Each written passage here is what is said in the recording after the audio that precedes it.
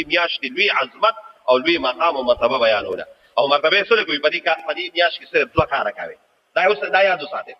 دوه کار په دې میاشت کې کوي په دې لسم تاریخ باندې دغه زموږ شریعت ته ثابت دي او نور زموږ په شریعت کې چې څومره دي خلکو دا منګلت سيزونه او دا منګلت خبرې کړي دا ټول هیڅ دلیل نشته صرف دوه خبرې یو خبره ده چې رسول الله صلی الله علیه وسلم فرمایلی دي چې په لسم تاریخ باندې تاسو روزه نیسئ د دې روزې ډېر لوی ثواب دی د دې روزې ډېر لوی مقام دی د دې روزې ډېر لوی مرتبه ده اته احادیث د دې باره کې راغلي دي اته احادیث د دې روزې متعلقه نو به حدیث دا وره چې په موږ او تاسو باندې فرض روزې فرض نه کړوي رمضان المبارک کې خو دې زموږ په زندګو کې بار بار امین خو آیا کړه یاد وړي ظالمانو د جون سوالم کوما نیکانو نه ظالمانو ته نیکانو صلحو کونی بندگانو الله دې زمون په زندګو کې د رمضان المبارک خوشاله ډیر راوړي بار بار دې راوړي او د رمضان نه مخکې چې روزي فرض ویناله د عشري روزه فرض د عشري روزه فرض کله چې د رمضان روزه را د نبی رسول الله مبارک د حدیثو کې دي کو څوک روزه نیسي او کو څوک نه نیسي او سی فرضیت ختم دي صرف سنت او مستحب دي نو گویا چې د رمضان د روزو د مخکې د دې روزي ډیر لوی مقام دیم نمبر رسول الله صلی الله علیه وسلم فرمای چې افضل الصيام بعد رمضان د رمضان نه پس د روزي دوی مقام دي د نفلي روزي خو ډیر دي کنه دا دغه روزه ده د ذل حجې د نهم تاریخ روزه ده او دا د قشنطانګي د شعبان روزي دي او موږ قواعد دغه فضیلت بیانو خو د رمضان نه پس د روزي دوی مقام دي د نمبر حدیثه وره د رسول الله مبارک وي داغه د عاشوري د سمې ورځې روزي فوا دا دویم نمبر او دریم نمبر رسول الله صلی الله علیه وسلم ما ته وره یو قبیله ته د انصار ولاله چې انت لاله نو د انصار قبیله د بعض کسانو روزه او بعض حراکو مستحب روزه ضروري نه ده رسول الله مبارک وی تاسو کې داسې چې دی بعض کسانو نن زموږ د لسم تاریخ د وجه روزه نیولې ده بعض نه نیولې رسول الله مبارک دا ډېر به سعادت دی زمام روزه ده اله چې چا روزه نیولې دا هغه خپل روزه پوره کوي او چې چا روزه نه ده نیولې اغویم روزه د دینه پس خوراک کاکمه کوي ځان دوی سره مشابه کې یله نه د دې خبرې دلیل بیانو چې دا روزه کول ډېر به شان ډېر به مقام ده نو دریم نمبر د دې روزه د مقام دی او څلورم نمبر رسول الله مبارک وی څومره پیغمبران تیر شوي پاره جانا یو لکه سریر زړای او اصلا چې څومره یو لکه دا ته یو خبره کوم د دې وجه باندې تاسو دواړه د دې وجه مونږ چې نور متوجي یو لکه سریر زړه پیغمبران تیر شوي دي اوره دی یو لکه سریر زړه والو پیغمبرانو د عاشوري روزه نیولې دا د ټول پیغمبرانو سنت دي علماء لیکلي نو پنځم نمبر دا مقام دی او شپږم نمبر دا دی حضرت حفصه رضی الله تعالی عنها وی حضرت حفصه څوک ده حضرت عمر رضی الله تعالی عنہ جوړ ده او د رسول الله مبارک بیبي د زمونږ او تاسو مور ابيره نو ګور دی رسول الله مبارک سره جون تیر کړی ژوندۍ تیر کړی ده وای ما د رسول الله مبارک سره جون تیر کړی ما ته لیک متوجي شي وای ما د رسول الله مبارک سلور خصلتونه پدې ماتي همیشه دي دي پدې ماتي همیشه دي دي سلور خصلتونه یو خصلت لاو خاصیت چې د سار د سنت به خامخا دا رسول الله مبارک سنت د ساري د سنت دا به خامخا کو دیم نمبر دا اوس د میاشتې رسول الله الحجه د دې د روزي یا دوا یا څلور یا د ټول ورځې د رسول الله مبارک خامخا دي او دریم نمبر دا چې په میاش کې ایام بیز روزي وتوي نو ما رسول الله مبارک سره جون تیر کړی اکثر به د ایام بیز دا یار د سما سور د سما بیز د سما د دې میاشتې دا به دروځه دا ما دي او څلورم نمبر به افسدی وی وی ما چې رسول الله مبارک اکثر دي دي وی د عاشوري د روزه دی دی باندې ما همیشه دي دي نشپغم نمبر دا فضیلت دی چې دا رسول الله مبارک باندې همیشه دا کو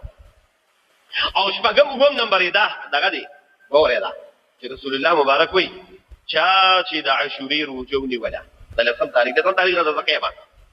نو یذا الله نه دا امید ساته دا په مشکات مبارک حدیث دی اقول دې متوجي کړه وې زدا الله نه دا امید ساتم چې د یو روزي د برکت به الله د یو کال والو ګناهونه مات دې لوی مقام یو کال والو ګناهونه به الله رب العالمین مات اوم نمبر دا دی او اتم نمبر حدیث فضیلت دا وره چې دا بعض علماء لیکلي دي چې چا د عاشوري د میاشتې د دې د سورو کې اره یو ورځ روزونی ولا دا نه هم د لسم د خپل تاسو ما خو کده پکې اثر روزونی ولا لکه بل ورځ پکې د پیر ورځ روانه ده یا پکې کوم د زیارت وا یا پکې بل ورځ را روانه ده یو روزه نیوله دا الله رب العالمین په جنات کې به د یو روزي ثواب الله رب العالمین د 10 روزو په ثواب باندې دا اته فضیلتونه احادیث کې راغلي دي خو لږ به مهرباني کوي یو خبره وایي او خبره ده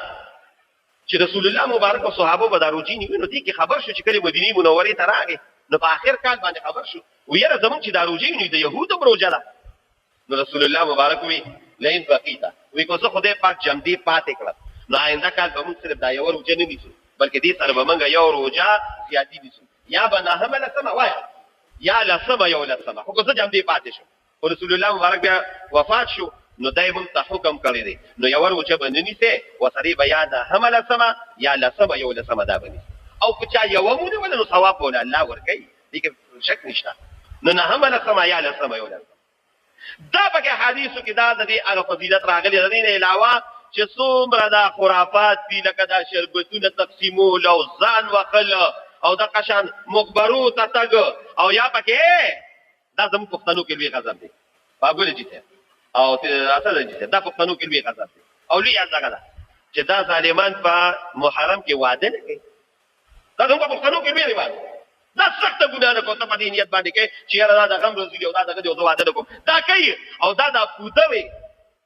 او دا شیخ رنجان صاحب رحمهم الله خبره دا طریق بډېګانې دا طریق خدي دا دغه چې په دې عاشوره کې به واده نه کوي دا حرام دی دا متلقن ګناه ده چې څوک دا عقیده ساتي نه په عاشوره کې واده د پاره یو کال کې یو ورځ هم داسې نشته چې واده باندې کې هر کال کې ټول کال کې کول شي یو ورځ کې دي دروازه مکه او د شپې دی کول نور واده د پاره دا تخصیص نشته روزه په کال کې وایي سجانه دي سیوا دا څه ورځ شته چې روزه ما وایا نه نیسي شته په کال کې دا څه ورځ دا ورکوټ اختر او دغه اختر په ورځ باندې ما تاسو په فاده سره وایي په دې ورځ باندې د شیطان روزه نو دا اختر او ورکوټ اختر کې به روزه نه نیسي د رمضان نه یو ورځ باندې به روزه نه نیسي دا قشان د مونږ لپاره اوقات دي چې دی وخت به مونږ زګه چې نور راخیږي نور پروزي دا حل لپاره خپل وخت دا واده لپاره وایا پارو ځان ته وکړي دا خیره دا واده لپاره دا شي نشته چې دا په دې وخت باندې نه کوي نار وخت یې کوا نو زمون خلک پکې لګي ودونه نه کوي باجی پکې اوس پکې باجی باندې باجی هر وخت باندې یوازې په رمضان کې باندې نه په محرم کې باندې نه دي ګناه په هر وخت کې ګناه ده او روا په هر وخت کې روا دي بهر کې ابدا زمون د خلکو دا غلط رسمونه سو پکې مقبرون او په قبرونو دا خو یې پکو او د خلکو دا خبره دی وي په اسانه نو څنګه راغله خلکو له دوه جو خبره پرې مخاط مکه دا څه ټول لغویات او عبثیات نه د دې رمضان ساته دغه یو کارداري نو روزه به ان شاء الله تعالی نسو کله به نسو د پاکستان حکومت چې کوم اعلان کړی داغي مطابق زموږ عاشوره د جمعې پورته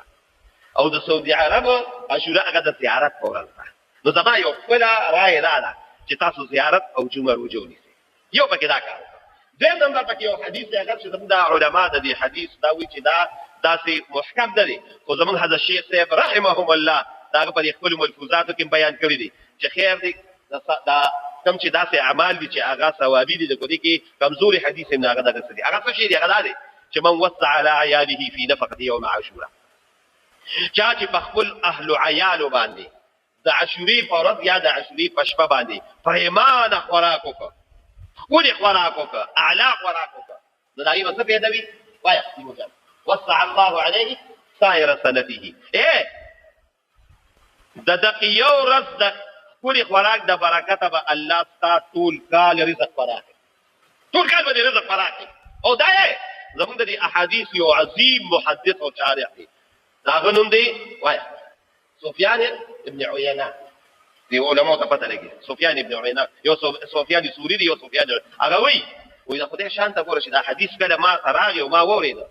وې دا هغه وخت نه په دې عملو کو په خپل اولاد باندې پریمانه خوراک کومه وې قسم په دې جربنا ما په تجربه وکړه چې ټول کال الله رب العالمین باندې فراخ رزق راکړي نو ان شاء الله تاسو شالو کې چې یاد زیارت ورځ او یاد زیارت جمعې په شپه زما د جمعې د شپه خو خاله په دې شپه باندې د زیارت ورځ جمعې سي او د شپې په خپل بچو باندې کله مزیدار اعلی خوراک وکړي اسجانه په دقیق ولا ټیک ور راوړل مهرباني وکړه ټول باندې ګل په نو کولې چرګ ولا وروړه وحول السرقه او اعلی خوراک وکړه کله خوراک هم وصل علی یعنی کله خوراک فراغ خوراک چې تاسو وګړي او هغه پیو کې نو ټول کال برابر دي رزق فراغ او قسم په دې د تجربې نه ثابت زه دا چې تجربه کوي تاسو باندې ټول خیرات پاره وای سي سجا ټول څه خیرات پاره نو دا خیرات د خپل ځان باندې وکي پر دوه خیراتونو بس مګر دی دا نه شناز جوړ کړی دا چې ته دنګ ته دی ګوري او ځان دی ورته نه خپل بچو باندې ته مزیدار ولا خوراک ولا اسکاک ولا ولا چې صدا دوی پتی او ولا نو دغه